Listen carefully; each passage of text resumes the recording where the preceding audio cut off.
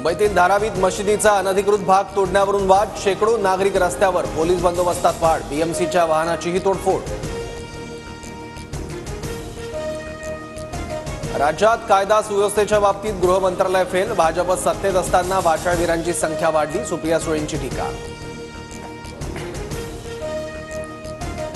धारावीतील धार्मिक स्थळांवरील कारवाईबाबत वर्षा गायकवाड आणि मुख्यमंत्री शिंदेंची भेट, अतिक्रमणासंदर्भात चौकशी करून पुढील कारवाई करण्याची विनंती. जागा वाटपाचं कोणतंही सूत्र ठरलं नाही, राज्याचा मुख्यमंत्री आम्ही नाही तर जनता ठरवेल, संजय राऊतांचं वक्तव्य.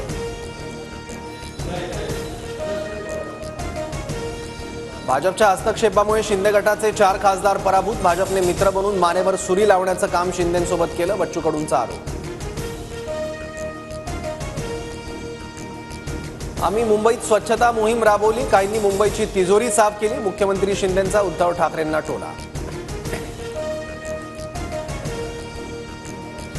राज्यात तिसऱ्या आघाडीचा मुख्यमंत्री होणार, आम्हाला कोणाला पाठिंबा देण्याची गरज नाही, बच्चू कडू यांचा दावा. राष्ट्रवादीच्या चिन्हाबाबत लवकरच निर्णय घ्या, तातडीने निर्णय होणार नसेल तर घड्याळ चिन्ह गोठवा, शरद पवार गटाची सुप्रीम कोर्टाला विनंती. नागपूरमधील विधानसभेच्या 6ही जागांवर काँग्रेसचा दावा, तयारी सुरू, उमेदवारही जवळपास निश्चित, काँग्रेस आमदार विकास ठाकरेंची माहिती.